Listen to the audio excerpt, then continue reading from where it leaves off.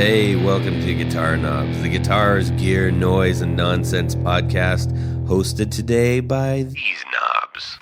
Tony Dudzik, Picadian. Jared Brandon. Both of you. I like those guys. Yeah.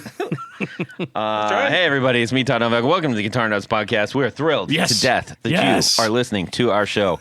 We've got a super fun episode ahead of you. I love it. Yes. You know, we just came off the brain-wrenching, the all-encompassing... And gut-wrenching. Vox 101 episode where we deep dove into the world of the Argyle master. The amps known as Vox. Yes. So we're going to just have a little more lightweight, a little more fun, a little more conversation. Zach from Mythos Pedals. Oh, wait. Who are you? I'm Zach from Mythos Pedals. I nailed it. I knew him. Man, I'm from a lot of things now these days. So. Yeah. So we have got a fantastic show, and we're glad that you are with us. For those who may not know, maybe you're just joining, maybe you just discovered us, maybe somebody you trust just said, you know what, you got to listen to the show. What do we do on this show, Tony? I have to answer this? That would be helpful. Okay. And not drag this We on. talk to small builders and big builders and pedal builders and guitar builders and pickup builders. And we do 101 shows, and we talked about Vox amps last show, which was awesome. We like to talk about gear. Yeah. All the good stuff. All the guitars, amps. You done good, Jared. That was your best nice effort. Covered everything. Good job. Many years. You done it right. So that's what we do. Yeah, and tonight's no exception. No. So, Zach, for those who may not be familiar with what you do, can you give them we're going up 2 floors. That's how much time you got. Oh, okay. We build electric guitar effects outside Nashville, Tennessee. I've been doing it professionally full-time since 2017, and our stuff is designed by a guitar player, built by guitar players, and made for guitar players. Perfecto. And we've had you on the show a couple times already, like very early on, actually. Yeah, it was right after you started. Really, yeah. It's been years. I was still in the spare apartment room. Yeah, I think. It was like you were just going like, "Hey, how's this fleece thing? What do you think?" Right. Oh, that's right. Yeah. Yeah, Those were the days. So we're gonna catch up because we haven't talked to you in a while. I know you've been very busy. Where can people go to see the things that you're doing? You can go to mythospedals.com or just put that in your Google machine and you can find us pretty much anywhere. But that's the best place. Perfect. So let's get on with this, everybody. So, Tanya. Yes. The lovely. Yes. The leggy. Yeah. Leggy? Which I've mentioned before. Miss... They go all the way Miss up. Potato Salad Youngstown runner-up. I love it. What's going on in your music world this week? Well, aside from winning potato salad contests, Yes. or almost winning, apparently, I watched a Ventures documentary. Oh, cool. And I learned a couple of things. First of all, I always assumed that the Ventures were from California. No, I'd be wrong because they were from the Seattle-Tacoma, Washington area. Okay. In fact, they spent some time trying to do some recording down in Los Angeles, and they were told to go back up to SeaTac, to the place where they recorded their original stuff because that was their sound. So that was an interesting little thing. And the other thing I never realized is their biggest hit, and probably the song that put instrumental surf tunes on the charts back in 1962, Walk, Don't Run, was originally done as a jazz tune by Johnny Smith, and then Chet Atkins also did a version of Walk, Don't Run. And when you listen to I went back and listened to both of those versions, and what they described in the documentary is these guys said, well, we couldn't really play like Johnny Smith or Chet Atkins, so we just venturized the song. Indeed. And it's really cool because a lot of the basic parts of the song are in the jazzy versions.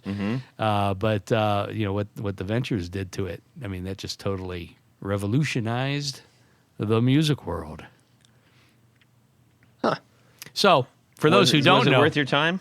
it was worth the time. It wasn't the best made documentary I've ever seen, but it was worth watching. And it's, for those who don't know, the Ventures were really the premier surf instrumental group. They were formed in 1958 by Don Wilson and Bob Bogle. And later, the what would be the classic lineup, Noki Edwards, who originally was brought on board as a bass player, but he was such a good lead guitar player, he became the lead guitar player, and Mel Taylor on drums.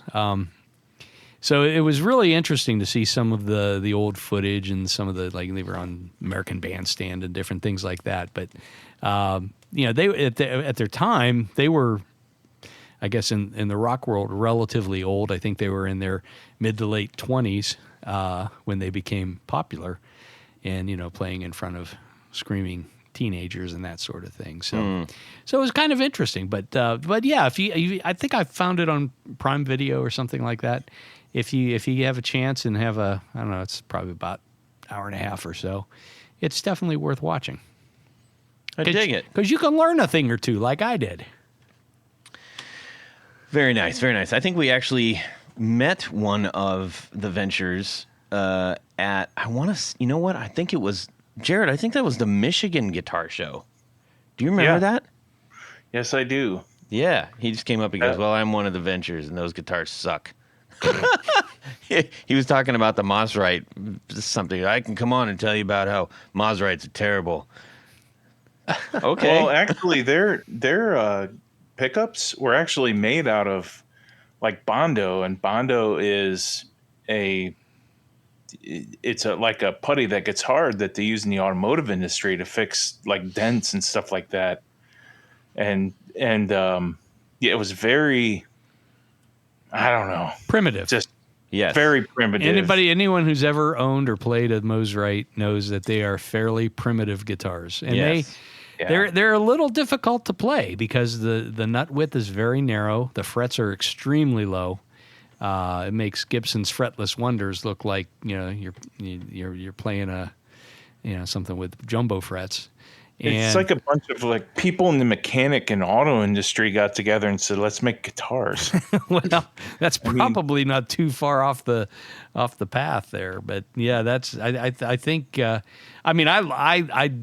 have a couple that I really enjoy, but they're not my favorite guitars to play because they do require a little different touch, and if you've got big honking hands like mine and you like to play pressing the strings through the back of the neck like I do, it doesn't work real well.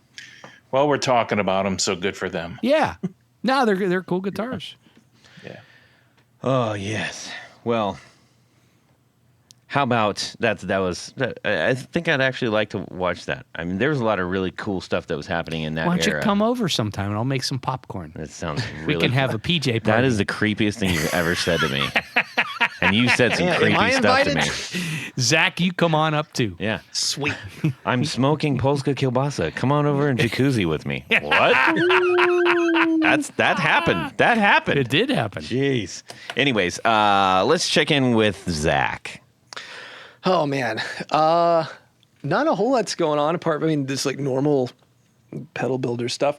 I'm going through a bit of a why in the world do I have so much stuff phase of my life. Oh man. And just looking around, I'm like, I got a lot of guitars and a lot of amps, and I mean, the best thing about being in this industry is you get the opportunity to get so many great things, and you meet people and you get great deals and you have all this stuff, and then you never have a moment to enjoy it. So I've been having a bit of my gear life crisis, as we've called it around the shop. And I don't know, I'm feeling very purgy. And so I'm thinking about selling a ton of pedals, amps, guitars, all the things that I have. But it's really hard for me. I have I definitely adhere to the Marie Kondo. If it brings you joy, you should have it. And unfortunately for me, everything I hold, I'm like, oh, I really like this. So, but that's kind of the thing that's been on the back of my mind, apart from all the normal pedal building things. But I get out every guitar that's kept in a case and I look at it and go, do I really need you? And then I strum it and go, yeah. And then I put it back in the case and then I don't play it for another month, There you go. That's as long as you take that time every so often to do that, it's allowed. Yeah. It's just, I don't think that for me, I'm just getting to the point where, I can't justify it because finding a modicum of success, and I'm not trying to boast here, but you tend to, you set your sights a little higher. And so you spend more money on gear. And for me, I've spent a lot of money over the past couple of years on some really expensive stuff that doesn't get the time that it deserves. And it just feels wasteful. And I feel like I should sell these things and turn them into, investments, or is it something like, things that are going to benefit my wife and my son and myself later. But I don't know. You're cursing right now. Nah. Well, I get it. Yeah, you and me both, man. Gear life crisis. That's what it is. Yeah. Well, do you think, we've talked about this a little bit before, and almost every single builder I know is in the same position. And frankly, almost every single person we've had on the show, like, what do you do? Man, I hardly ever play anymore. Is it like, I've kind of always had the sort of guiding principle in life. It's like, if you love pizza, don't work in a pizza shop. Right. Yeah. I mean, I think a lot of it for me is every day is playing guitar. If you love to eat pizza, I should say that. Well, yeah. that is a clarifying factor. I was like looking at it. Yeah. But yeah, guitar is work. And I want it to be play, but I don't know. That got a little heavy, but that's where I'm at right now. So. Okay. I get it. Well, I will bring a large briefcase full of cash. Yeah. Please. Well, Jared, how about yourself? Yeah. Speaking of selling stuff, I sold one of my Reverends. And I never play them. I love those guitars, especially because I bought my first Reverend off Ken, and he was funny. That day I went to they call it the Reverend Ranch or the Ranch, and it's just a big warehouse where they have all the stuff, but nice office, nice demo room that you can see when they're on the internet. But went in there and he said, "Hey, let's walk over to this really good cafe and get some great coffee." And I'm like thinking, this really nice high-end coffee place. And we started to walk across the street and there was a Speedway, and that was it. we went to the Speedway and we got coffee, and it's like, "It's good coffee, isn't it?" And I'm like, "Yeah, sure." But anyway, I bought it. Long story short, I bought my first Reverend from him directly, and it was a 6-gun, the light blue 6-gun. Mm-hmm. And I had Tony Bolonsky here make me 2 or 3 different pick guards for it. And I kept the 2, I put 2 screen top humbuckers in it, and I don't even remember what spec the humbuckers are. It's been too long. I totally forgot what they were, but they look cool. They sound great. The guitar just sounds and plays fantastic. But I have so many guitars and I don't use them. I've only been using, I think, 2 Fender style, or 2 Fenders and Gibsons and some Martin acoustics. That's about it. Not really using the Reverend. Using the Chasing Vintage though. Yeah. So guy at work heard me over talking about the Reverends. He said, "Bring him over here. I want to see him." So I bring him over, and he ended up buying the 6-gun. So Oh, okay. really likes it. He's like, dude, what are these pickups? What are these pickups? I'm like, I don't remember. I don't know. Don't ask. I don't know. But they sound great. They sound great. I'm like, great, cool.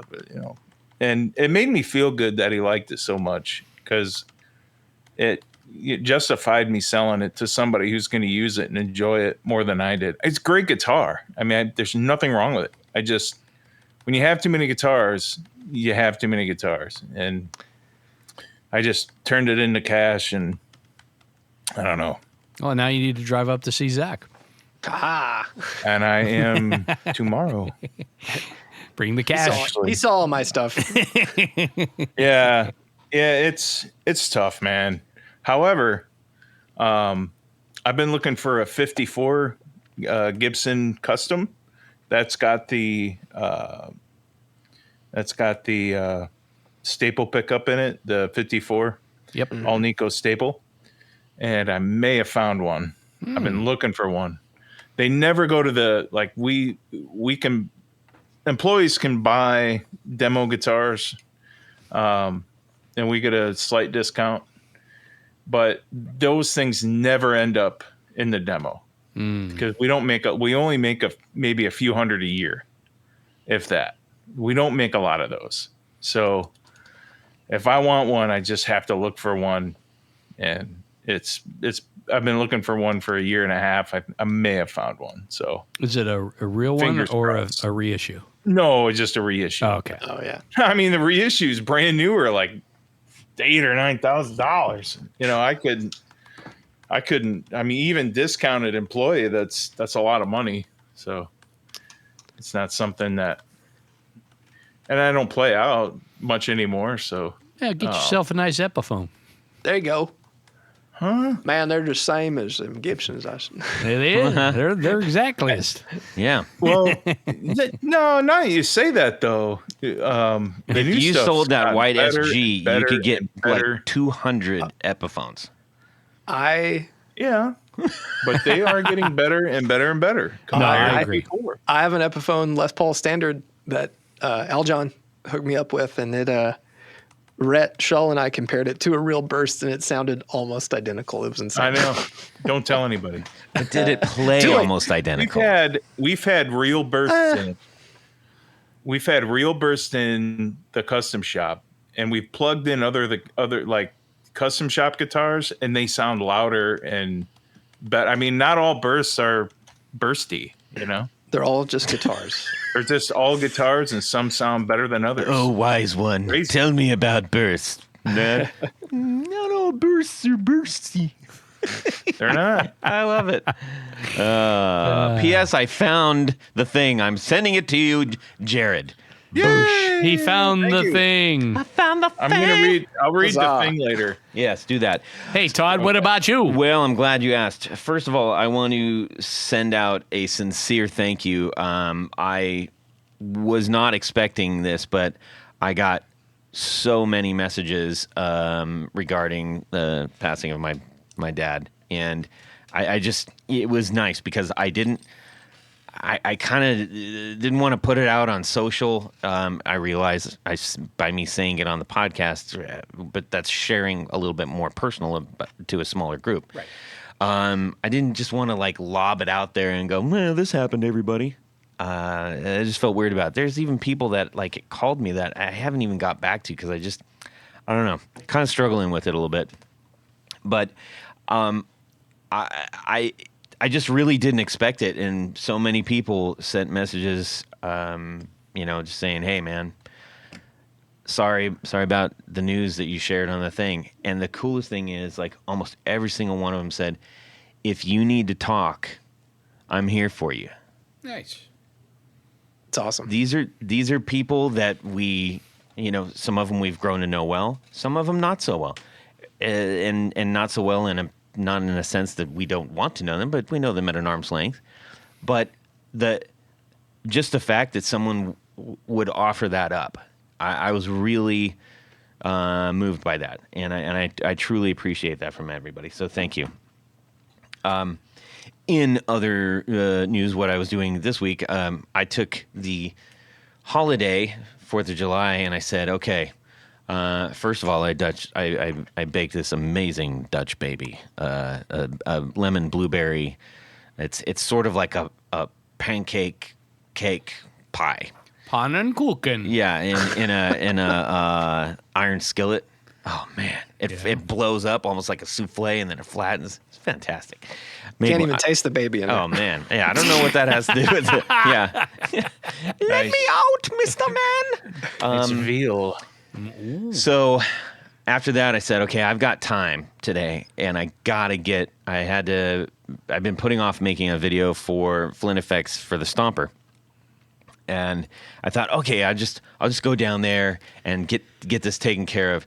And the thing is that people just, I think, take for granted, whenever you see a really good video, a lot of work went into that, in all likelihood. Mm-hmm. And it's shocking and borderline shameful if you're just like, wow, I just spent this many hours trying to do this, trying to, get the script written, trying to get the vocals done, put all the stuff, go upload it. I got to make an ad, blah, blah, blah. I got to pick the music. Yeah, yada, yada. It's like, 4.5 hours.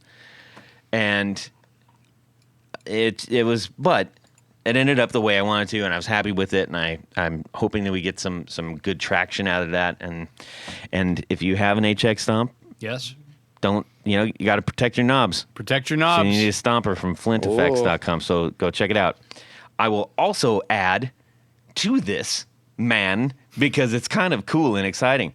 So I mentioned that I got one of those Fender pedal boards. Yes.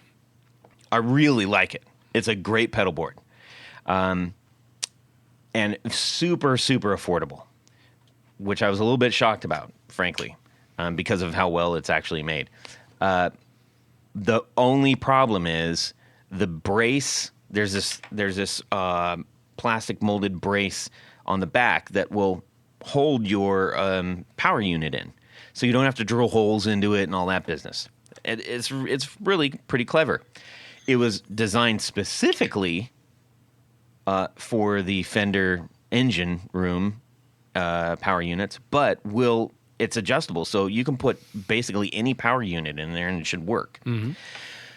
The only problem is it'll fit the engine room 12 like really snugly, which is really long.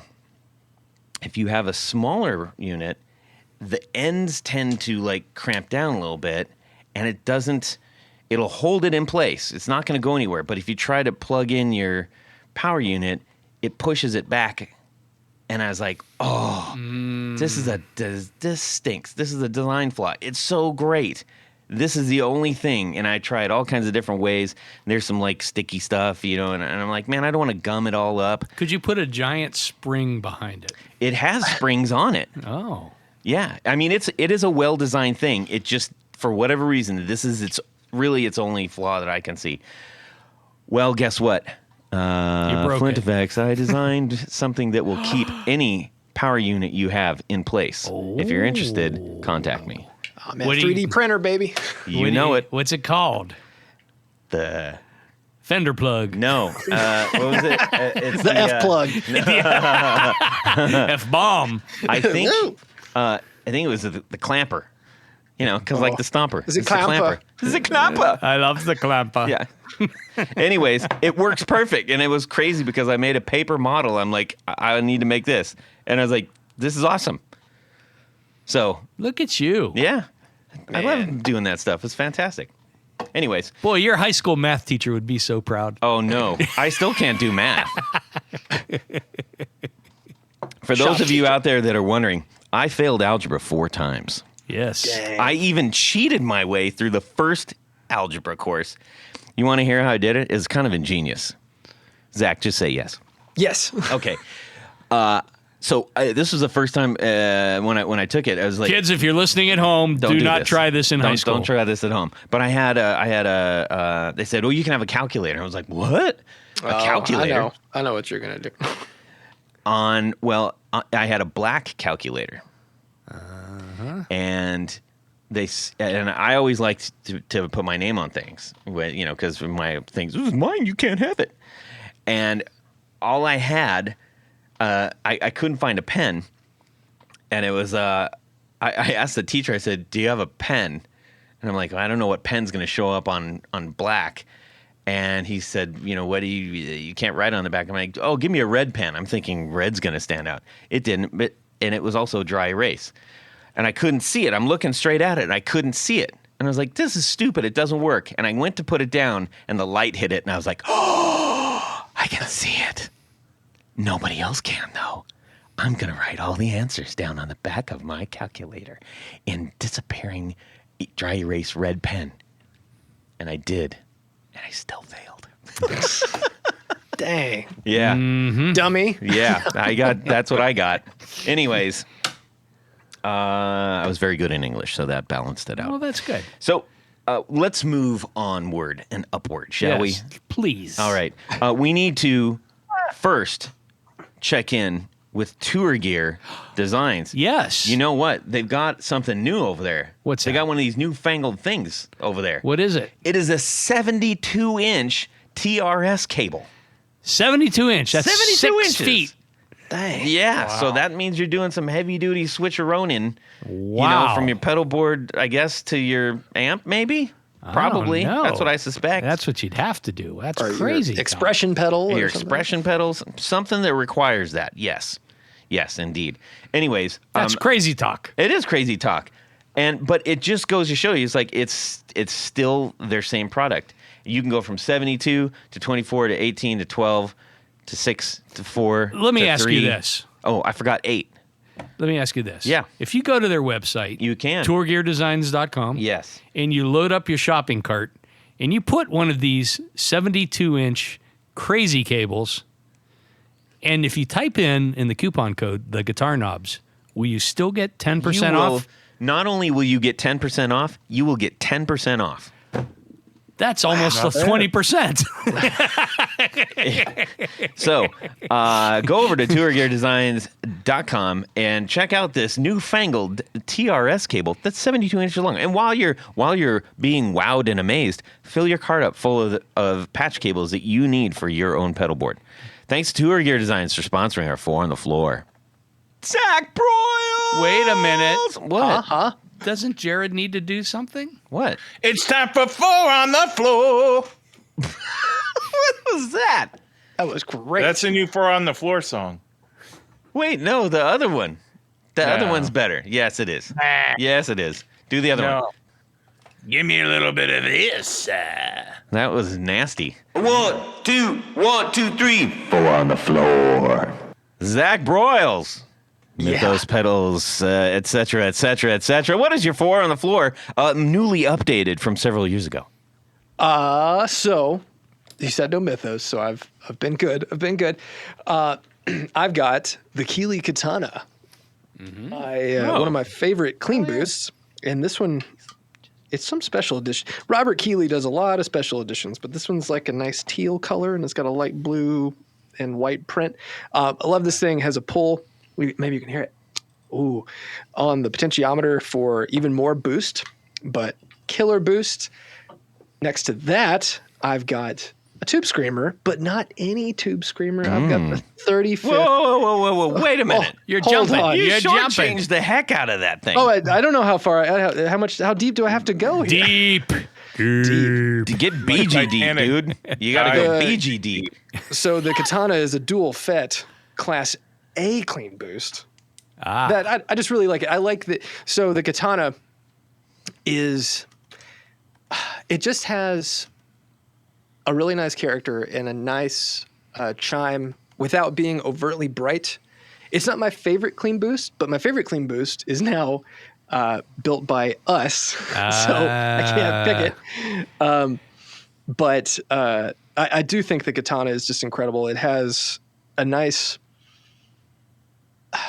compression and just an honesty to the boost that doesn't sound. Sometimes simple transistor-based circuits kind of sound harsh, a little rough around the edges, or they don't really sound like a tube being pushed sometimes, depending on how the circuit is arranged. But this has a charge pump in it, so it's running at really high headroom internally, and it just sounds like your amp got louder, and then the more you turn up the volume, the amount of push and compression and things that happens in the pedal, and also doubly with the amp, It just feels right under the fingers. And that's the thing that with any pedal, but mainly a boost or a drive or a fuzz, it's got to feel right under my left hand. I can't. So I agree with that. Is this an all on or just a lead type of thing? I don't believe in always on pedals.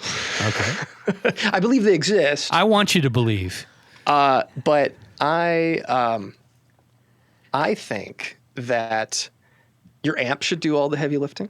And then pedals are just there for an accent. So I would use a clean boost like the Katana, just for a little bit of a volume bump or a kick in the pants or the teeth, depending on how much volume is set, to push the amp or subsequently the next pedal a little bit further. But I think always on pedals, unless you are using a purely clean platform, if you need that, I think you probably need a better amp or an amp that gets you there. But that's just like my opinion, man. So Sure. Well, that is an interesting point, and I think it is a great discussion because I know that there's some pedals. I understand what you're saying in theory. I will say that much in the way that if you put like like my setup right now, I've got a Critter Blues Breaker version pedal going into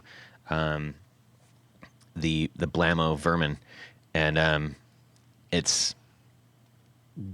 I can't get that same sound out of that Vermin without, and it doesn't mean the Vermin is lacking. It just means I'm getting something that I wasn't suspecting out of that. So having that in front is like, I think you can definitely get things that might be a surprise you're not expecting. It can also make it sound like crap too. So you do have to play around with it. I think a lot of people, the term always on, like I could get a boost for if there's a disparity between like your pickup output, right, or something like that. But a lot of people consider like overdrives always on. It's like that is their bass tone, and unless your bass tone, BASE tone, is not normal, and I don't mean that in a derogatory way, but if you just need a slightly push sound or a little bit more of a different EQ or something, then to me, that sort of idea of an always on thing. Now, like pairing, that's totally different. And especially, I don't know what the Vermin is. I assume it's probably it's a rat based clone. Yeah, I mean, I totally understand the pairing and stacking thing. My point was that when you are taking something foreign to the thing that you're using and making it do something a little different, that can be a fun thing. Oh yeah, and I like experimenting with stuff. I mean, I have more pedals than I'd like to admit, but you can admit it on air right now. How many do you have? No, probably like 150 or so. I mean, it's not that many compared to. That's still very impressive. Scott's, like shop, and I've seen his thing, and it's like crazy. But for me, it's all in service of my guitar playing, and I can understand what you're saying about like if you're running sort of more of a clean type. I'm letting my amp do all the work, right? But you have an always on boost pedal. I understand that argument of like, well, do you actually really need that? Is that really doing anything? Yeah, it's just my thing, because I very much, even though I build pedals and I love pedals and I use pedals, more often than not, if you said, hey Zach, you've got half an hour to go play guitar, I'm not going to grab a pedal. I'm going to grab a cable and my guitar and an amp, and I'm going to turn it up as loud as I'm allowed and just play. Because I feel very fortunate for my amp collection, but my amps, I adore them, and I feel like I'm doing them a disservice. Yeah. Unless I'm playing them really quiet by throwing like a gain pedal in front of them when their gain it sounds so remarkable by itself. Yeah. I think it's a really interesting thing to think about chronologically if we see where like the pedal explosion happened, right? Where that does coincide very much with sort of the volume wars of like gigging, of more people living in apartments and stuff like that, and not having not as many lockout places to play.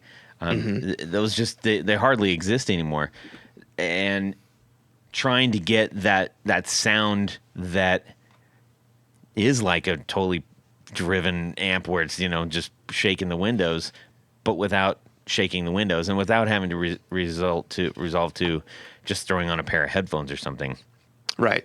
Well, it's funny, you know, most of my friends who gig or even practice a lot, we've all switched, and even me at home, I use digital stuff because it just sounds better for those volumes. Yeah. I feel like, Yeah.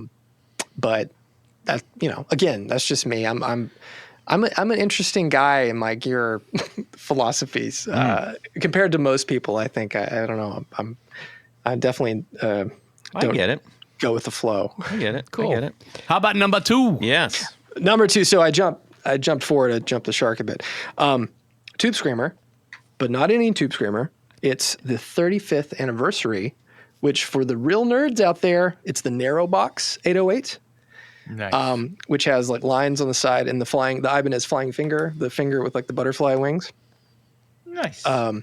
This one's interesting. It's got an op amp. It's got 2 op amps. The normal one that everyone like, you know, knows about inside a Tube Screamer. And then it has another one that is the input and output buffers. Guess what? It sounds basically the same. But I got one of these at the Amigo Guitar Show, and I just think it's super rad, so I grabbed it. And I use a Screamer mainly as like a low gain push and more of a like a focusing effect, not kind of like what a metal guy would do, but mainly just to jump out in a mix, and not necessarily for the gain sound, but just for that sort of honk. And unlike a lot of people, I think a Tube Screamer works with everything, humbuckers, Marshalls, Vox, it doesn't matter. I like that pedal into most amps you throw it into. It doesn't just have to be a black panel Fender with a Strat. Because I mean, all like so many classic records were made with a Tube Screamer somewhere in the signal chain. I just adore that circuit. And so what model of the Screamer was this one? This is the 35th anniversary. Ah, that's what I didn't catch. Yes. Yeah. So Ibanez will do anniversary models on occasion. And this one, it looks like a normal 808, but it's slightly skinnier. It has a different back. It doesn't have like a rubber backing. It's a replica of what the very, very, very first one with the square button. Still has a square button. Yeah. But yeah, it's cool. It's just a Tube Screamer inside. It's just got a slightly different circuit. Yeah, neato. It is Yeah. it's a handsome pedal. It's great. I mean, like, yeah, we could talk about the rebrand of Mythos later if you want, but like the aesthetic of Ibanez and Maxon and Boss too from that era, the late 70s, early 80s is I think they're some of the coolest looking pedals ever made. So yeah, that's just what I love. I am a fan of the Maxon, the silver rocker pedal. You know, with the silver foot switch with the ridges and all that stuff. Oh yeah. Yeah. I love those. Yes. Alrighty. What's number 3? So number 3, we're going old again. I've got my vintage CE2 that I've modded, and I don't. If you said, Zach, you got a gig tonight, you can grab some pedals, this would be like my wild card pedal, which is it's so tame compared to what most people would say. I'm going to get something weird. This is about as weird as I can get, but I went on a bit of a bender a couple years ago, just buying every vintage pedal that I'd ever wanted within reason. You know, I wasn't buying everything, but it's fun to do that. It is. And reverb, and especially Japan, if you see what's in Japan, you can get really good deals on this stuff. But this one, it's a Taiwanese one, but it's still old. They're basically the same PCB inside, but I modded it to have a little bit more speed and depth, and it just sounds so good. You put the rate all the way down and the depth all the way up, and it just takes your sound and makes it a little bit wider. And you can do the faux Leslie thing, the rotary thing. And I don't know. It's such a cool effect that, especially when you use it in a subtle way, it's not blatantly obvious what you have going on, but you notice when it's gone. I really like those sort of things. So this is an always on pedal for you? No. No. When I have gigged in the past and I use these sort of things, it's like something you turn on in a chorus. Well, I'm not trying to speak ironically, but like in the chorus of a song or something to just add a little flow, just to fatten things up. Or if you have a part that's seemingly pretty sparse, or you need to fill up space and just add some movement without getting too silly with delay or reverb. I like using some sort of simple modulation in that sort of context. But to be honest, I haven't played a gig and I can't even remember the last gig I played. So maybe I'm speaking out of turn. No. But I love, like, again, old Boss and Ibanez stuff and Maxon stuff is my favorite. It is fun. pedals ever. How about number 4? Well, speaking to the vintage Ibanez thing, I have a vintage Ibanez AD80. So the AD80 is the precursor to the 89, which is the iconic analog delay that everyone knows, the little pink Japanese Ibanez box. But this looks like With a the shaky TS-808. font. Yeah, it's got a really interesting font on it. But this was a birthday present to myself. I got a few years ago. It's 18 volts, and it just sounds. It just has this complexity and dirtiness to the repeats, and seemingly always going to run away from you, but it doesn't.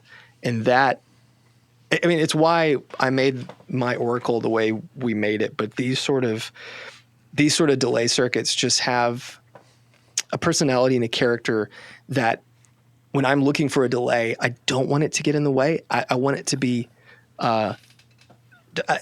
just underneath my guitar playing and not ever an obstruction or anything like that. I want it just to kind of live with you underneath. on that for sure. Yeah, there's nothing more infuriating to me than, especially an analog style delay, that the mix is, you can't dial it out.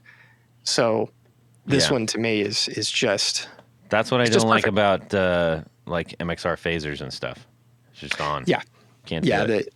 They're pretty obtrusive, but these old 8080s and the Maxon ones too are just really great. And it's like, it's hot pink, man, and it's cool looking. Yeah, like the colors are just perfect. So yeah, I dig it. That's a nice lineup, man. yeah, We approve. a little bougie, maybe. I don't know. Yeah, I don't think it is. I could have mentioned my Klon, but I don't know. That's a really bougie getting that. Yeah, well, you just did, so congratulations. Yay! He's a jerk. Well, wait, let's have 2 jerks on. Yeah. My clown. You guys can have a clown. Yeah. Yeah. I love the Klon. So, Zach, last time we talked, so let's go back. We'll go back one step further. As you mentioned before, you started up your show and by show I mean your pedal building show, production business. Help me with the words, Tony. Don't just look at me like, geez, I hope he fails. Yeah. What? You got Willy Wonka over here going, please, no. No. Stop. Please. No, Todd. Stop words. Anyways, you started building those pedals in 2017, and we had you on the show. I mean, as soon as I saw those, we called you up, and we had you on. And it was a great conversation. It was really neat to talk to somebody who literally was just in the beginning stages of creating what you've now created. We had you on a couple times since then, and it's been a few years, and we've got a lot of catching up to do. Yeah. Well, yeah, I mean, I officially started building in 2010, but then I left my full-time job at Carter in 2017 to pursue this full-time. So it's been a wild ride since then. Has there ever been any doubt in your mind about doing the pedal thing for a living. Any shred of doubt at any time whatsoever. Are you kidding? Every moment of every day. You saw me. You came by the shop, and you mentioned when I had the video going how white my beard is. I'm how old am I? 38, almost 39. I'm going to be white-headed, pretty quick because it's the hardest thing I've ever done. It's been incredibly rewarding, and I feel so fortunate for what, Mythos as a brand and what we've all done to get to this place. But I feel like, and this is just maybe it's my own psychosis or something, but it always feels like because the world is so volatile and gear ebbs and flows in and out of favor all the time, like every day, you'll see something online. You're like, oh man, I haven't thought about that in ages. And that is my greatest fear. I don't want to be, where did Mythos go? And so that sort of feeling it's always in the back of my head, and it's not always eating at me, but it does. And it's something I think about very often. And those who are keeping score and want to go back, episode number 48. 48. Wow. That is a long time ago. Yeah. That's Zach's first appearance in 2017. And that's also when the first gotta have the name read on the thing. That's when that came out as well. That's right. Mm-hmm. It's at every episode now. It's a while back. Yeah. So how do you find yourself ensuring that? I'm going to back that up. It's one thing to recognize that, and I think that is one of the foibles of doing something where you're like, I'm going to do this. And then that, for many people that we have on the show, and I would even say maybe ourselves included, excluding yourself because you've already said that, that does become, to a certain degree, part of your own identity. Right. And how do you balance the health of that yourself? Just dealing with that sort of unwavering fear, sort of how do I deal with that? Yeah, I mean, I guess the fear and as you're growing, as you're expanding, how much of you is becoming that, how much of that is becoming you, kind of thing. Right. Well, I feel like the thing that always keeps me in check is the community. Because I think anybody that makes anything, you get so focused on the looking down at what you're doing, you can't see the people who are actually enjoying what you're making. And since I've taken a step back from making and just running and designing and doing all the operations of everything, I see it not as much as I was like, but when I really dive into social media and do events, it kind of resets my brain to remind me that, oh no, this is okay. Everything's going well. Everyone's fed. My employees are paid. Like things are good. And it reminds me why I do it, because you see the excitement when people play stuff, or if I get to go to a show, which is infrequent, and people are using Mythos pedals, and I get to hear people make music with it, then that's just very reaffirming that no, this is worth it, and you're just freaking out not for no reason, but let's just take a step back from this worrisome thought all the time. Nice. I think, but I'm just an anxious guy. I'm pretty. I've always been like that, and it's something that you just kind of have to be aware of, and you can't be complacent in those things. You have to just kind of work at it, Well, yeah. For an example, you and I did some. We had a pickup project 2 or 3 years ago, and through that process, whether it worked or not, I really respect. I really liked how you didn't accept anything other than what you really wanted, and you don't settle for. Well, you just don't settle. I have respect for people that look for the thing until they actually find the thing that they want. Yeah. And it's a blessing and a curse, but, Yeah. and it's hard to, say those things, especially people you are friends with and admire and respect, to say, no, it wasn't doing it. And that's me to myself. And that's something that anytime I've collaborated with anybody, doing pedals for artists or stores or just for another release, it has to be good enough for me. And I have to want to play it. And there have been multiple things that stores have suggested and will prototype, and everyone around me will say, that sounds awesome. When can we move it on to the next phase? And I just look at it and go, it's not there. It's not mine. It's someone else's. And part of me is letting go of that a bit, in that respect for, when I am doing a collaboration or something, but it's still, I always think about when I worked at Carter, it was really hard for me to accept that, because of all the work we did for doing videos and Instagram and redoing the website and all this stuff and these great accomplishments that we had, I always felt like they were for me, but they weren't. It wasn't my name over the door, and it would never be my name over the door. And that took a long time for me to realize, but learning that, I realized that with Mythos, it is my name. And if it's not true to me, then what am I doing? Yeah. That's a very good point. I think that's a good, what you want to call it? I call it a philosophy. A philosophy. Yes. Thanks, Tony. I'm here with the words. Yeah. I'm thumbing through the dictionary as we speak. Been around a minute. You read a lot. So time on the pot, Yeah, exactly. So what has been going on at Mythos? I mean, I know that you've moved from one space, moved out of your extra room in the apartment to a workspace, and now you're in a larger space.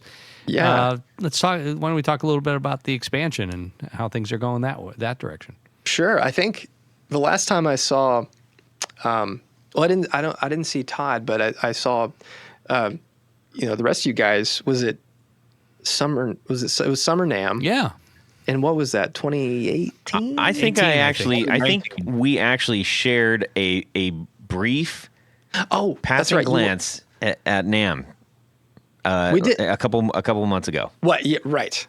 Yes. We were both right in the middle of stuff. That's right. Yes. I was in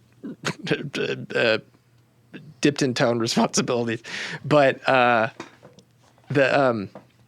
last time I think I was still building out of my apartment, or maybe I was in our house, and so I was building in my garage, and we bought our house in, I guess, 2019, and then in early 2020 I booked a trip to go to England to do that pedal show and Anderton's. Mm-hmm. And we went, I did all the things. We heard about this thing called COVID.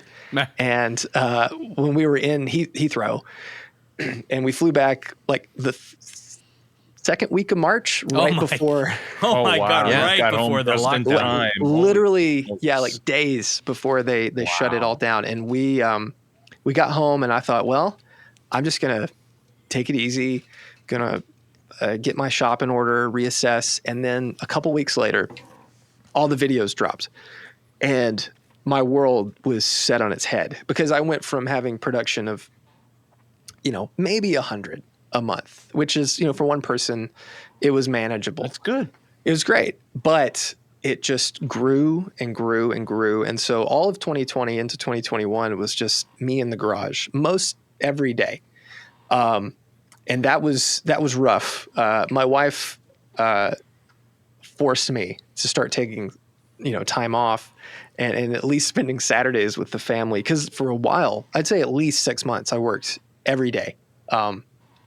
Anytime I wasn't eating or hanging with the kiddo when he got up or went to bed, I was pretty much out there, and it was exhausting.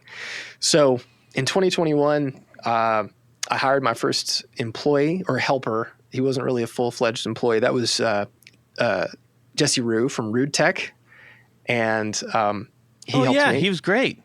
Yeah, Jesse's awesome. He's an incredible guy, a remarkable hell builder. Of a pedal too. That the big one he put out there. Yeah, he's awesome. Way too smart to be working for me, but he worked with me in the garage, and then I had made friends with all the people at Novo, and Matthew Timmons, their GM at the time. They were expanding, and he said, "Hey, you need to get out of your house because it's killing you. And you rent this space, we'll make you a good deal." And so we did. And we moved there, hired some more people, and quickly outgrew the space. I had like one production room, and I had an office in the glorified closet, and then rented another room. And even that, it was only like 600 something square feet, like all in. Pretty small. But Matthew was wanting to make a move just in life and in general. Novo was growing by leaps and bounds, and he missed the small like team thing where every day was you're excited about what you're working on. It's not a numbers game or a production game where you can make anything at that point when it's just you've got to meet quotas and fill orders. Meet their quotas. Right. And I'm not trying to be disparaging to anyone doing that. That's part of having a business. I mean, that's kind of what we do now, but we're all a much smaller team and really passionate. And I needed a space. And so unbeknownst to me, every day when I was driving down to Airlane Drive, where Novo is by the airport in Nashville, I passed this billboard that said warehouse space for rent. And finally, I noticed it. And we got in touch with someone helping us find property with the space. And it's just like 20 minutes from my house, no traffic, just back roads. And we have 2,000 square feet. And Matthew came to work for me.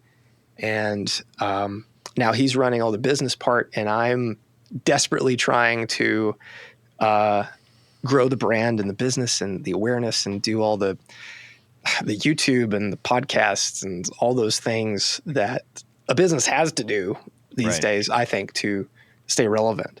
But that's kind of, and in that time, I did like a revamp of the look. I killed Zeus. He's no longer on the pedals. And then I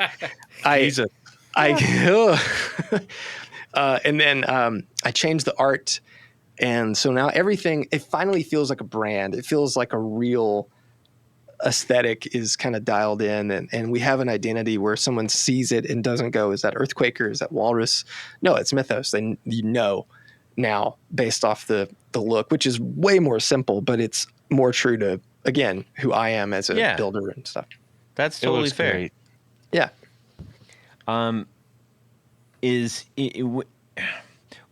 Now that you've gone out of, I guess, the building, I was so close to saying pushing the pixels, which is what I would do in how I would refer to that in that's what I do my now. line of work, right? Yeah. Now you're pushing. So in my line of work, I became a expert pixel pusher, and then I was like, nope. Now you're going to lead all the pixel pushers. In that role. What are some of the things that you have found to be most challenging? Not necessarily from a this is hard, but maybe from a either a self-guidance or a self-discipline aspect. Yeah, I think some of the hardest things for me is just I was so used to having my hands in everything. And being there was no inventory system except me. Production, planning, marketing. It was all me. And now I'm having to let go of a lot of that, which takes a lot of trust and a lot of patience. And sometimes, employees don't get it right and you have to learn and grow. But it's kind of hard for me to not know all those things anymore. I still do the ordering and stuff, but I just get a sheet. He's like, hey, we need this stuff. And it's not me going out there and counting or checking. It's all in a computer, which is, how it should have been done years ago. But you have to. Do you have a big gold pocket watch that you walk around looking at all the time just to make people move faster? Yeah, I look at it through my monocle, and I swing my cane when the soldered joints are cold and stuff like that. The hardest thing about all of this is Hey, boys, no bread for you. Here's your Mythos bucks. One of the hardest things is letting go of like my standards for building, and not that the guys don't build things correctly or up to a standard. It's just I was a machine at doing this stuff. Like I said, I went from making 100 to making like 400 or so a month. Wow. And so Let's break that down a second. Hey, hold on. So if you're working, let's say 6 days a week. Yeah. 6 days a week. Matt, you do the math. Tony, you do the math because I just remember how I said I took algebra 4 times. You don't want me doing this. 6 days a week. Yes. So that's times 4 is 24. So 400 divided by 24 Yes. is, do you know what that is? 16 and a half ish. 16.6 repeating. 16? Right? 400 divided by 24? 400 divided by 24.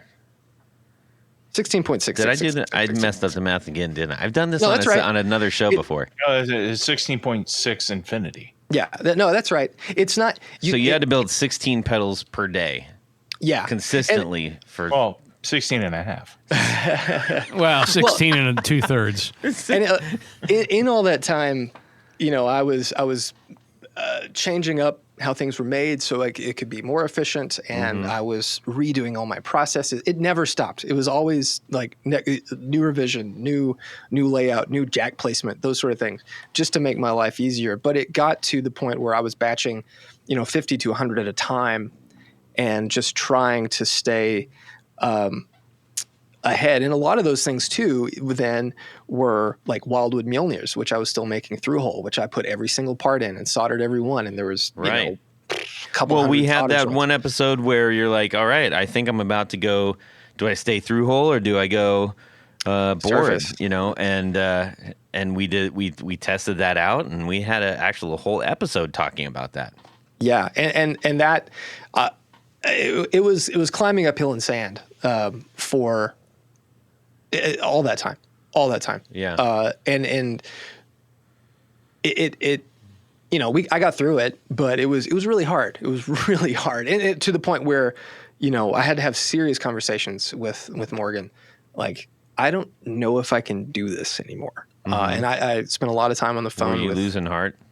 Oh yeah. And just exhausted, working from, I'd usually get up at 6, and then be in the garage at 7:30, and then, have lunch and a few breaks throughout the day, minor. But I usually work till midnight or 1 a.m., like almost every day. Yeah.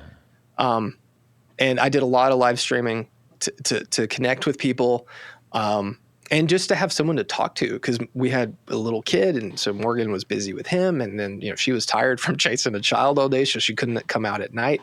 So it was just a lot of me in the garage doing live streams, talking to my phone, and just trying to keep my head above water. Yeah.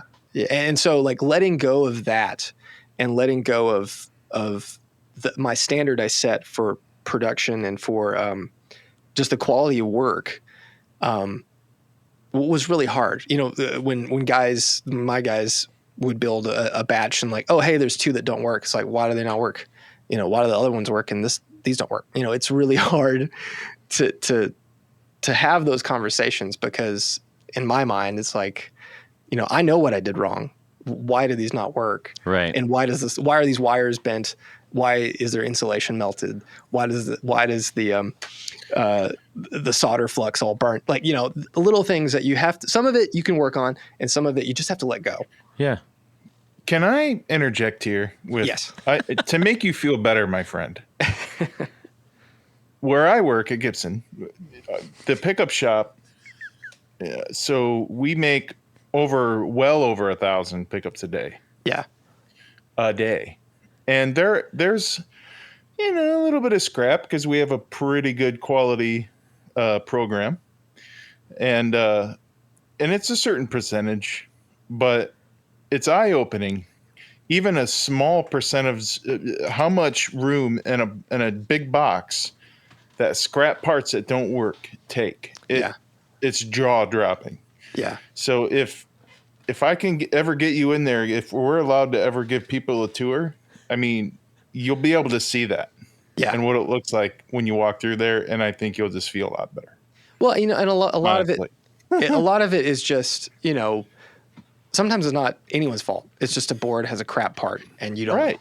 And it is surface mount, and so you have to like put it on. Or you have to put it on an oscilloscope and go, oh, this capacitor doesn't work. Right. So sometimes it's just those things. But we're making moves to get everything a little bit more efficient, and all that. We actually lost one of our builders today. He's going to work at Carter. Whoa, that's weird. Yeah, but it's good for him. It's probably a better fit, because sitting there and building pedals, anyone that says, are you hiring? I like to build pedals. It's like, no. Do you like to do the same thing for 10 hours straight? That's the thing that most people don't get. And so it's not for everybody, and that's okay.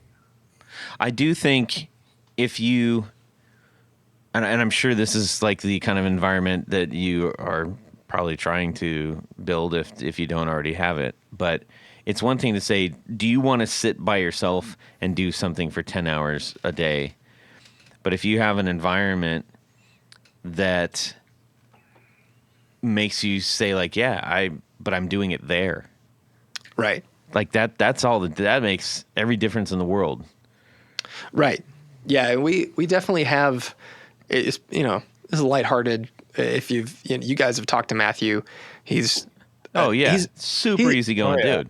He's the biggest cheerleader of anything I've ever met. He's so positive and like supportive. And I mean, I'm so glad that he decided to come this way, because I needed someone like that in my circle, making sure that I wasn't worrying myself more. And this makes me sound like I'm just this Eeyore, like sad sack, and I'm not. No, you're just being a realist, man. Yeah, I mean, I'm being brutally honest, because I feel like these are conversations that a lot of people don't know about or have. So, you just talked about taking that leap from, hey, I'm doing this thing and I own it and I run it and I came up with it and these are all my pedals, and there is a sense of ownership, there's a sense of control, there's a sense of pride that can keep you grounded and kind of high at the same time. Yeah. A lot of builders out there, and like, let's point this at all the builders who are at that stage where you were, are probably going, how do I get to the next level? Or they're just maybe blindly going to the next level, which is okay too. You got to do what you got to do in life. You got to grab it, man. Oh yeah.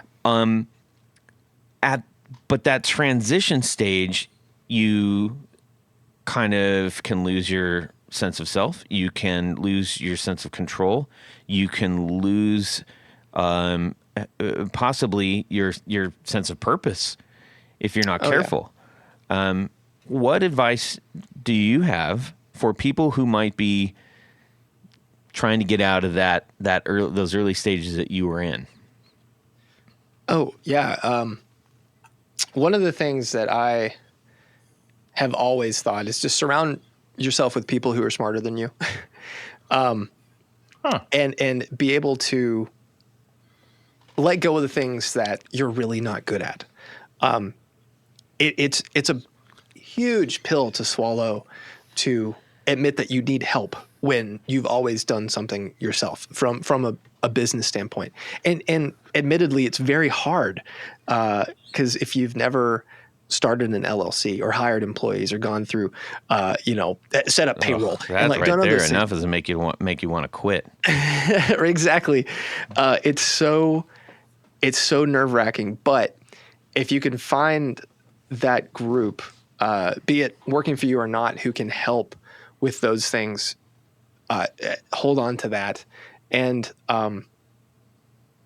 just embrace that sort of thing and admit, hey, I can take a pay cut to make my life easier, because, when it's just you and you see the coffers growing and where the money's going and all that stuff, it's hard to let go. And I think a lot of people, if you're a small business and it's just you, or maybe you and a few other people, and you don't have that sort of thing, it's the next step you have to take for someone to really run a business and grow, is someone to really manage like the things that Matthew does. And not everybody is going to necessarily need a Matthew, but in other ways, like taking the next step, you just have to you have to invest in yourself, whatever that is. If it's investing in your business, if it's investing in your own like mental health and well-being, you have to take all those risks and not be afraid to fail. As Jared knows, I bought pickup winders and stuff because I thought, I want to make pickups. I want to do it myself. And guess what? I suck at it because I don't know how to make pickups. But I bought everything to do it because I was hungry and had to try. And you never know what's going to stick. So you just have to be willing to take that risk. I really respect you for at least lifting the stone up and looking under it instead of just skipping by it. Jared, that was the most profound thing you've ever said in your entire life. Thanks. Seriously, man, it takes a lot of guts to just even try it. Yeah. And it's, those are the things that you don't have to accept failure, but you can't be afraid of it, And I think that's a thing when you're growing as a business, that uncertainty and failure is the last thing you want to ever like have to think about. But those are the things that are going to make you take the steps that will get you to the next level. And I mean, you really have to think, don't you think it's worth your time? Don't you know that things can change? Things will go your way if you hold on for one more day. Yeah. You just got to hold on. You're welcome for that. I think just one more thing on this note, because I do think it's a very interesting place, and so many people, whether they're pedal builders, guitar builders, amp builders, or not even in our little universe, we know lots of people who are endeavoring things. But I know several people that the more they get themselves into, the more pies they have their fingers in, the less they are willing to trust others to be able to do it the way that they've done it up to this point. Yeah. And that can be very either paralyzing, or it can totally crush your desire, because it's taking so much effort to do all these things that you think you want to do that maybe you don't actually need to do. Yeah. Yeah, absolutely. And one of the, I feel really, I'm glad that the guitar pedal community in particular is so supportive. It's some like other things in the guitar space sometimes can feel a little cliquey,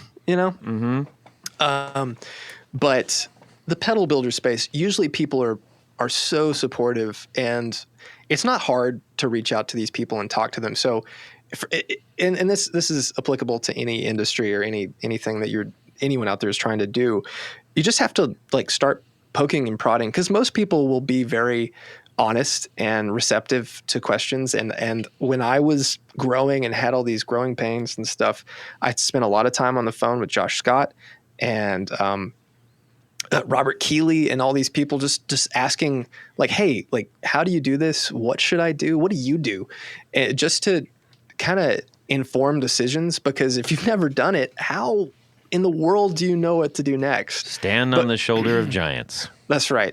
But a quote, to paraphrase a story real quick from Adam Savage, Mythbuster fame, Tested.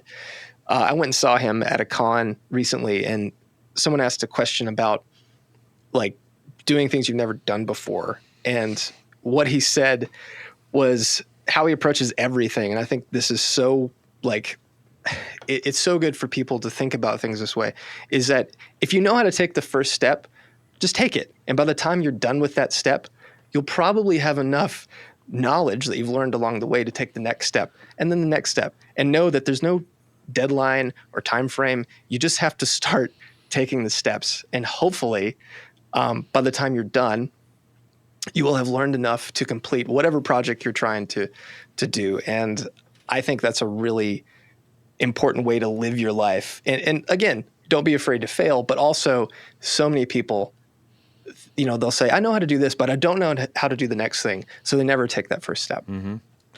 It's interesting you just brought that up, because I ran across a quote that I'd seen several times before, but I recalled it since you just brought this up.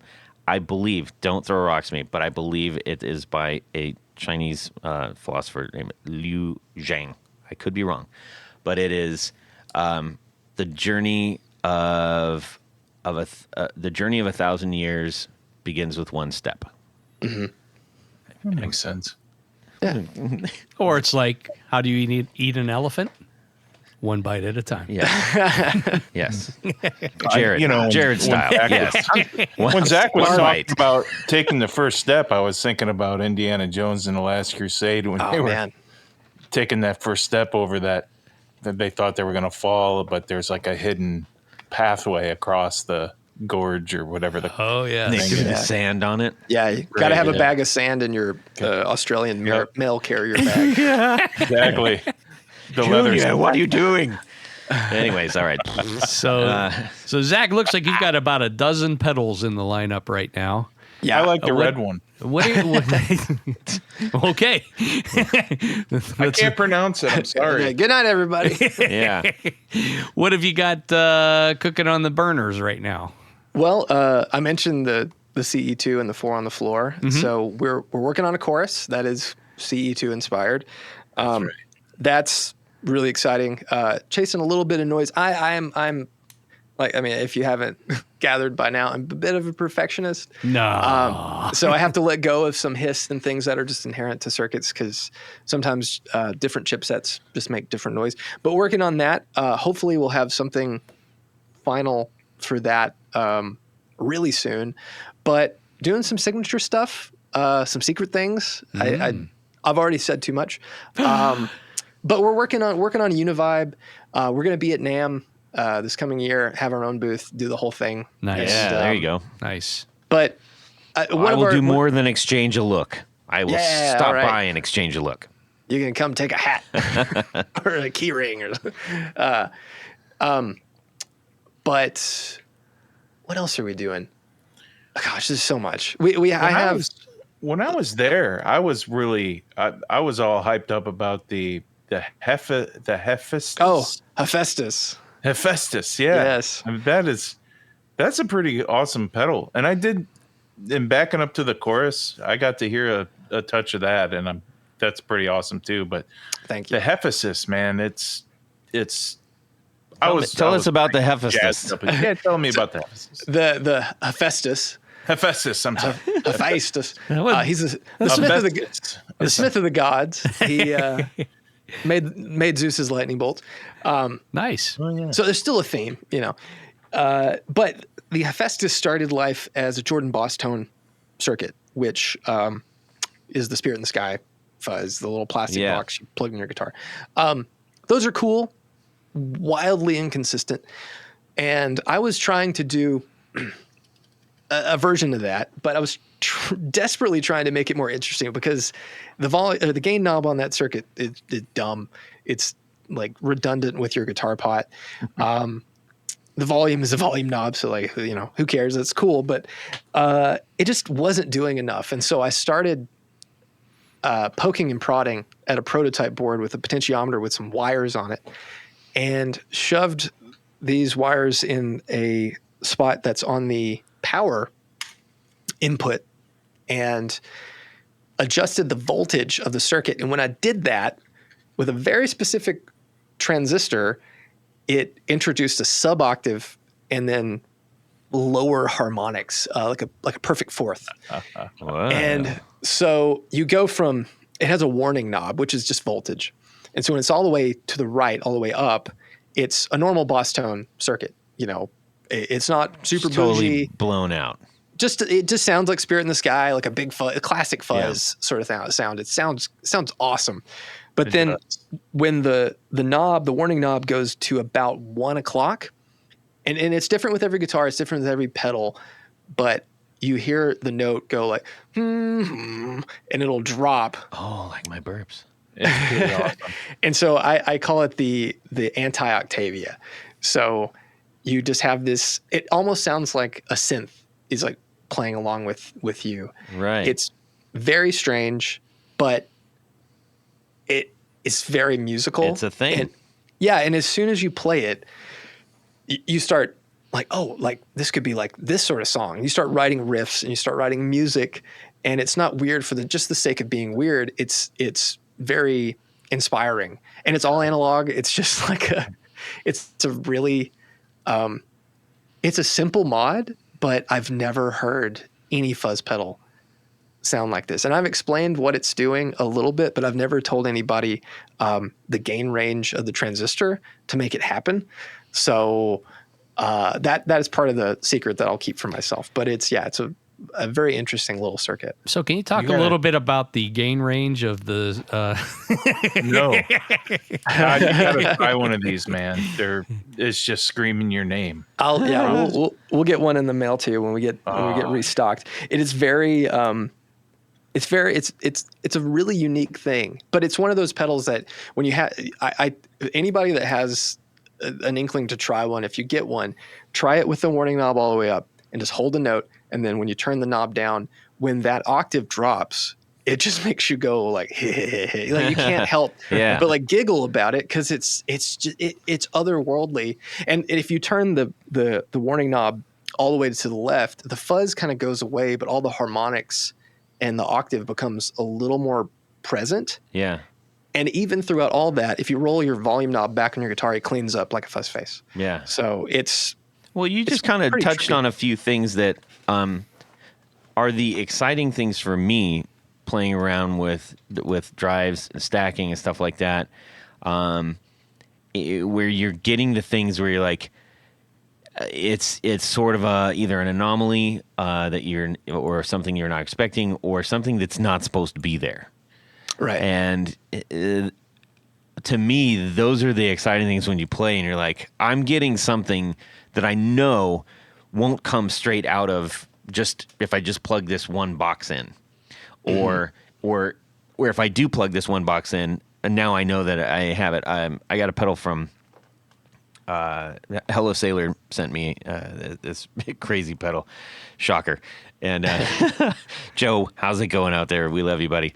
And it's a fuzz face that looks like it was painted with that stuff. You know, the guy who sails on the boat that's got a screen door in the bottom of it. He cuts a hole in the boat and he sprays this stuff on a screen door, and he's like, look, it floats. Yeah. It looks like it's the Flex Seal. Yes, it looks like it's painted in that. Yeah. And I'm like, what is this thing? And he's got these 70s car knobs on it, and it's in a fuzz face enclosure. It's huge. And I look in the back, and there's like, it's all these UK naval parts, and I'm like, what is this? I was expecting it to sound exactly what I expected. I had it on my shelf for a while, and I had this idea for a song recently. I was like, man, I'm looking at my pedals. I'm like, I'm not seeing the thing that and I looked over and I said, wait a minute. And I grabbed that and I plugged it in, and it does the thing that I can't get anything else to do. Right. And it was exactly what I was needing. And it just has that extra ness to it that doesn't make sense necessarily. And it has these overtones and goofy harmonics and stuff going on. And those things excite me. And the same thing with when I mentioned pairing pedals. The sounds that I was getting out of that combo that I told you was like, I've tried to pull single pedals to see if it has that same exact sound. I can't get it. Right. It's one of the things that anybody that doesn't live in this space, they'll go, well, how can you still sell these things, you know? And it's because everyone is experiencing that in some form or fashion. Right. And you're just hoping that you can tap into some connection with those people and a connection with their instrument, because it's all different. It's all so different. And it isn't just about tone either. I mean, like, No. let's be honest. You can get just as excited about the way that something looks, like your Susmaria Osep, or however you say that. It's like, that's an exciting pedal. And you're like, I don't know what it does, but I want to play it, and it's going to make me feel awesome. It's the most pink thing you'll ever see in your entire life. Yeah. Right? It literally, Jeff, who's our main production guy now, when he was building those things, we had him on a tray under a fluorescent light in the shop, and he was just like illuminated, and he like looked up and he's like, oh, everything's green. I'm like, oh man, your rods and cones are all messed up. That's good. But yeah, I know the aesthetic is a big part of it, and that's something that, it's weird. So doing limited runs of things, we try to land on cool aesthetics and whatnot. We recently did this, we called it a summer vibe, and they had this like cool like wave pattern, and we were all like super hyped about it. And then like we sold a few, but I thought this is going to set the world on fire because this is the coolest looking edition we've ever done. And it's just no one connected with it. It was so strange. I thought, I don't get it. But that's how it always goes. You make something where you spend 5 minutes in Adobe Illustrator and you're like, yeah, okay, that's good enough. And then everyone says, that's the coolest looking pedal I've ever seen. And you just never know what's going to stick. But all the people, kudos to all the people who take all the time to hand paint, cut water slide decals, silk screen stuff themselves. Like, it's not for me. If people ask us, like, how do you guys do your enclosures? Like, I hire that out. Like, I'm not going to do that because That's a lot of time, man. It's hard. It's harder than making the pedal, I think, because the moment your drill slips or your Money down the drain. Your thumb touches the side of the enclosure. Well, you're like, well, get out the sandblaster or something, Yeah, indeed. Well, Zach, it has been a ton of fun catching up with you, my friend, and I'm very excited about the future that you are already embracing, and for the growth of the Mythos brand. It's you've come a very, very long way, and it's just awesome. Thank you. I'm diving headfirst into YouTube land. Oh boy, trying to do that like so many of my friends and peers, but it's exciting to see where we're going to go because we kind of have a vision, but we don't know. It's it's ever changing. Yeah, indeed. Jared, you got something for us? Ladies and gentlemen, it's a great show tonight. And it's also time for Would You Rather? This Would You Rather is from our guy, Steve Keys. Yes. Steve the man out there. Yeah, this is actually a really good one. You were right. It's a really good one, Todd. Josh from JHS is burnout and has decided to close up shop. Oh no! He walks outside and he walks outside and he sees you walking down the street, and he invites you over and says, "I'm done, man. You can have all my pedals and my famous white milkman amp."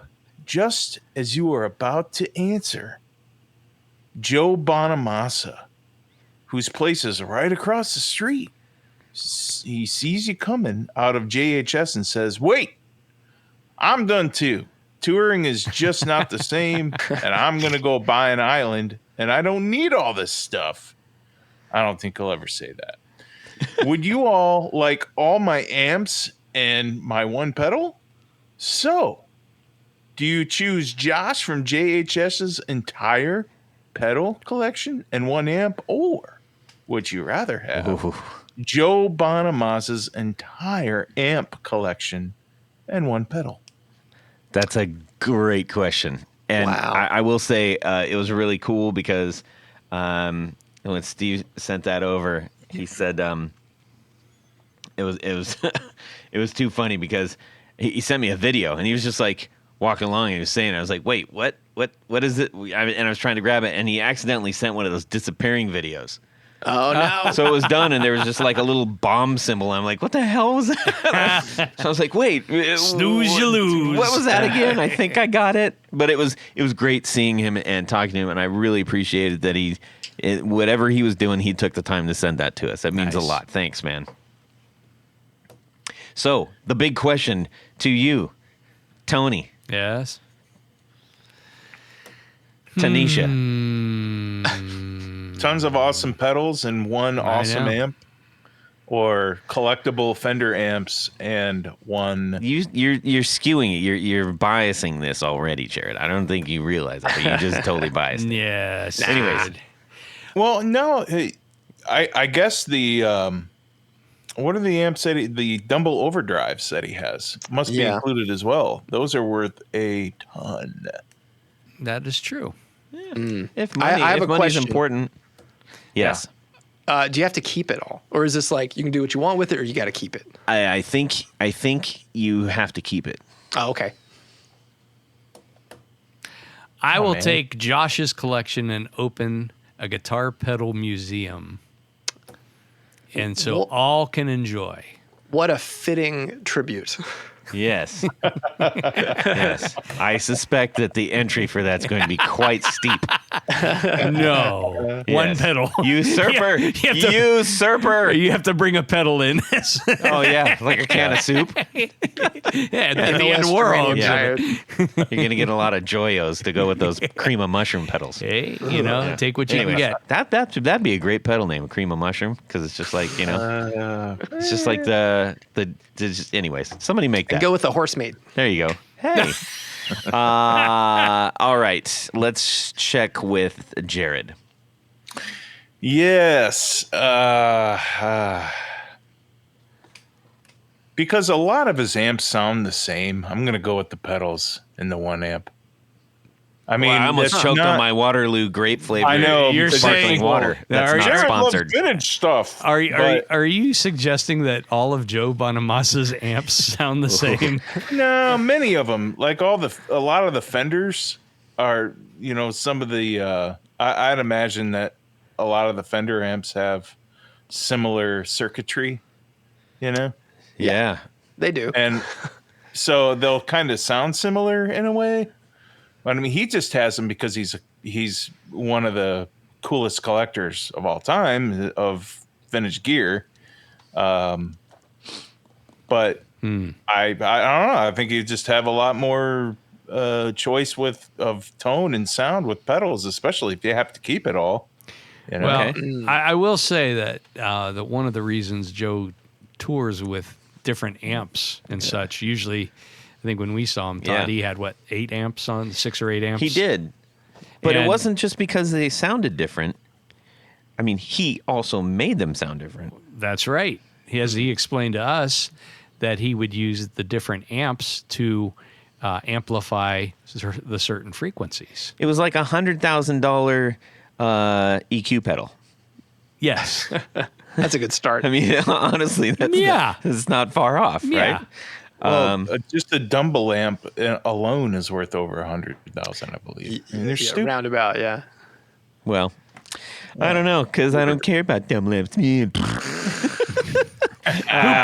Zach put dumb in Can't Dumble? afford to care about them anymore. Yeah, Zach, how about yourself? Oh, I'd pick the amps all day long. I don't. Amps, I've seen. yeah. I've He's seen an amp guy. Josh's. Remember the first part of the story here? I've seen all of Josh's collection, and it's so I don't like. People see it, right? And you think, man, he's got a lot of stuff. But let me tell you, the amount of stuff is the like pedals in the boxes and the multiples and everything. Like all those drawers behind him, all filled, and they're all cataloged and like it's insane. But that's not for me. The amps, like I would have more fun with all the amps. I don't know where I'd put them all, but the pedal thing, like I appreciate it and I love it. But at the end of the day, the history and all of that with what Joe's collected I mean, if you're talking everything, I can't even fathom how many guitar amps he has. Is just so cool. I mean, it's literally the history of music. Like it's remarkable. And that therein is the rub, because you got the history of amplifiers, and you also have the history of pedals. Yeah, That's my Quite museum. literally. but you can't just plug into a pedal and rip without an amp. So I'm very much like I would have a lot of fun picking and choosing the ones I liked and would keep in like, Yeah. you know. Well, Well, you- that fits your style of music too, though. Let's be honest. Well, you know, and I don't even see, like, it's funny, like everyone, because I play old man guitars and I play old, you know, old man amps. I think a lot of people peg me as just a blues dad, and I kind of am, but I love everything. I really do. I listen to a lot of electronic music. Most of the music I listen to, like, throughout the day, if there's a guitar in it, you can't hear it. So, but there's just something about it. I think I'm spent on pedals, like, you know, in that scale. Sure. But all that to say, if it was take all of Josh's collection and his amp and all that versus like one burst, I'd still pick the burst. That'd be okay. Yeah, me too. Yeah. Wow. Okay. As long as it sounded good. Oh, I've heard bursts One of that the don't good sound all ones. that great. I've heard played a lot many of that bursts. suck too. Yeah. Yeah. Todd? Well, I'm gonna take the pedals for sure, because Yeah, I'm the only one. I like an amp, but I really enjoy all the weird things and the different sounds and the combinations and all the things that make the pedal world what they are. I like amps, but also most of his stuff, an overwhelming amount of his stuff is like clean Fendery stuff, and I said, Tony's giving me the face of like, I'm judging your. I said most. Of course, he's got the Marshalls and all that stuff up there on stage too, that he was using really just for bass tone. However, by and large, you know, if you've got a Fender Tweed, you're not going to plug a bunch of pedals into it. You're going to play the way, you know, you can play the thing. If you have a twin, you would. A Tweed Yes. Twin. Yeah. Yeah. Everybody would hear it. You'd put the Tweed in front of the Twin, like a pedal. No, the Tweed Twin. Yeah, that too. Yeah. You put the Tweed Twin in front of the Tweed and the Twin. Anyways, I'm going with the pedals. Steve Keys, that was a delicious question, man. That was really cool, and I appreciate that you sent that out. If you out there, like, I've got a great question, I've got a great would you rather, sorry, please send it our way. We'd love to hear from you, okay? Yeah. All right, we need to thank a handful of people. That is correct, Todd. 2 handfuls of people, maybe. Maybe so. Yes. We'll see. And then we're going to say goodbye to our good friend, Zach. That's right, Todd, because at this point of the show, there's a special group of people that we love to thank. These are our executive producers. That's Now, right. What's an executive producer? Well, an executive producer makes this show possible. Yep. How do you become one? Real easy. Head over to patreon.com/the Guitar Knobs. Check out a couple levels in which you can participate, become a sponsor, a patron, a hero of this podcast. That's true. That's true. That's very true. Yes. Each level comes with some very nice thank you gifts, and I do mean nice, and I do mean gifts. Yeah. But there's one thing more. Jared Aru, what is that? And you get to have your name read on the thing. Your name read on the thing. So special thanks to these executive producers.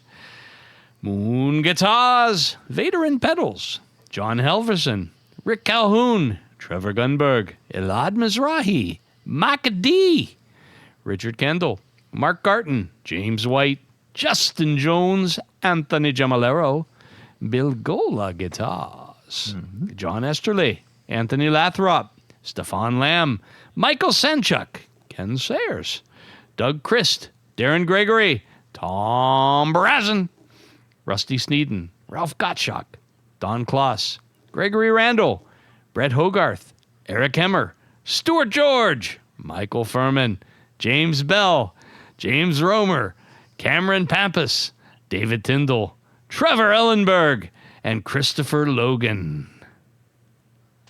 Very good. You did it all right. But Todd, there's Yes. one more group of people that we love to thank. Mm-hmm. These are our grand poobahs. Indeed. These are the top of the heap. That's right. Peak of the peak. Yes. What else is there? There's not a peak Cream of the peak. crop. Cream of the crop. A number one. Number one. So special thanks to these grand poobahs. Tommy Manasco, Ricardo Iguereda, David Kaminga, Brandon Wound Pickups, Hex Matos, Michio Murakishi, Bob Crouch, Jack Cadian, Sam Jett, Tyler Rhines, LSJ Music Company, John Williams, James Pennington, Adam Johnson, Steve Keys, Cody Foster, Science of Sound. All right. Brian Robison, Jonathan Jerusik, Corey Nigro, Michael Van Zant, Tim Nowak, Jonathan Daly, Martin Cliff, Sean S. David Poe, Billy Spitfire Unlimited, Congregation Gear Demos, Paul Van Eppinger, Scott Sullivan, Great Lakes Guitar Pickups, Yeah. Yep. and our poet emeritus, Matt Hart. There you go. Man, oh man, we cannot thank you guys enough. Truly, you keep our engines going, both, I think, personally. Yes. Tony, I think we could say this. Yes. And Jared, and as well as the actual engine of this ship Yes. that we sail. That's right. Zach from Mythos, where can people find the things that you get? Where can people go get one of these Hephaestus? Well, you Heffalumps. can go to mythospedals.com. You can check out all the dealers, and hopefully there's a dealer nearby wherever you are. We have dealers all over the world. It's crazy, but yeah, check us out there and on Instagram and Threads now and all the things that exist on the internet. And maybe sign up on your site for news for the new pedals that are coming, I would say, maybe. Get on that newsletter because There you go. we send one every Yes. week, and it's usually just the psychotic ramblings of myself or Matthew. It's really fun. Perfect. I wrote Mythos in the Google thingy, and Pedals came up right after it. So easy See? to find. Go check it out. I'm in your algorithm. That's correct. Awesome. Tony, about yourself? Head over to pickguardian.com. Check out some of the things that I do that I have available. But by and large, what I do is custom work. So shoot me an email. Let me know what you need, what you're trying to do. And I might even have some advice. Yes. You're the best, brother. And or some awesome materials. That's right. Jared? Instagram, jared.allen.brandon. Instagram. It's not That's just where for I'm at. breakfast anymore. Yeah. Yes. Message me if you like. Have any questions about pickups? I'll talk to you about pickups. And You can more also pickups get to and Jared stuff like by that. way of me. And that is, send me an email, Todd@theguitarknobs.com, or shoot me an DM on Instagram @guitarknobs. That's where I'm most active. We will field your questions for the group or whatever you want. And please send your would you rathers. Yes. Also, check out Flint Effects in case you got one of them Fender pedal boards and your power thing is slipping around. Yes. And a stomper for your HX stomp and stuff. Protect Go do your it. knobs. Protect your knobs. Hey, everybody. Zach, you've been awesome as per usual. It's so good to talk Hey. to you, buddy. Great to talk to you guys. Happy to be back, at least for this one, right? Yeah. Hey, everybody out there. Have a fantastic guitar weekend. Subscribe. Yeah. Have you been over to see Jared's porch? His porch? Well, for the last several weeks, he's been building this deck, the deck to end all decks. Oh, we're building a deck. Oh, well, you should talk to him on a different show about that. Man. OG. It's the best Dang. around. Guitar knobs OG. Yeah, man. It's the OG group tonight. Yeah, I am in Robertson County, right next to Davidson County. it sounds go. like you're in a shoebox, Jared. That would be interesting. Where's Matthew now? He's in the office next to me. Oh. Yeah, he works for me now. Well. What a tangled web we weave. Yeah. Yeah. We can talk about it. It's fine. Yes. Deceiver. Judas. Yes.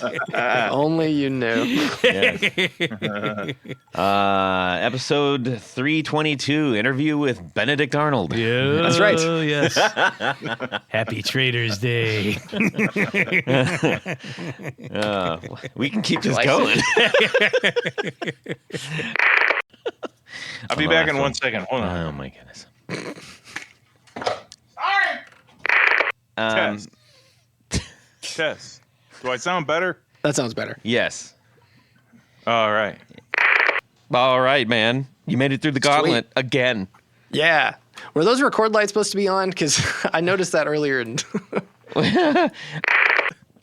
It is impressive, though, because I showed up when basically he just had string and a couple stakes in the ground and was trying to... I mean, it did show me, like, how unruly that screw is. Because, you know, Jared's like 6'7", 350. Yeah. And he was really wrestling that thing. So, yeah, good we just on you, hired some Jared. people. Yeah. Matt, is that what Matthew does? Matthew? Yeah. Does porches? I don't know. Is that why you hired him? No. Oh, okay. He knew the people that we hired. That's part of it. But I'm a GM. Well, GM the crap out of my deck, bro. That's right. Get out your level, bitch. Did you change the spelling of Mjolnir yet? No?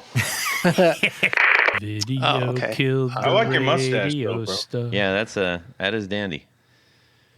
My mustache? So this will be number 323. It's my lucky number. It is a lucky number. 4,715, my lucky number. What do you got over there? You got some iced coffee, you got some gin. What do you got? I got a LaCroix in a Mythos koozie, and it sounds like this. Oh, man. Yeah. When my kids were watching Dora and Diego and all that stuff. Well, where do you want to go? How about you? Let's go over here. And I'm just like, oh my God, what? Like, stop. Well, my friend, my dear friend, Dan, was actually one of the key animators for that show. So I decided I've had enough, and I called him up several times and let him have it. And he's like, hey, pal, what are you doing? And he's like, what are you doing? And I'm like, no, what are you doing? Do you want me to hook up my shotgun mic and we can get some really good Foley sound effects of me drinking? Nice. No. Yeah, Zeus is dead. I killed him. Yeah. Zeus is dead. Long live Zeus. Do you have a I'm four on the floor? prepared. Of course, I read the email. Yes! I was a Boy Scout. I've always come prepared. I love it. I was an Indian guide. There you go. Yeah. How Kimasabi? My name was Little Crow, Little Crow. and my dad was Big Crow.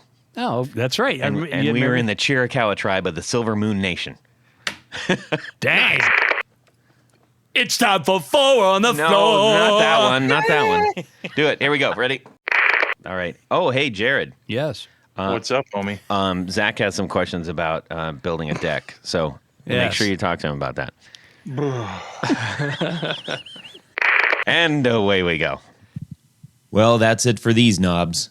Please visit our Patreon page at patreon.com/theguitarknobs. Visit our website at theguitarknobs.com for all of our past episodes, 4 on the Floor blog, and other good stuff. You can connect with us on social too at our Facebook page and share your gear and stories on our Facebook group. Also, be sure to check out our Instagram at Guitar Knobs. Catch you next time.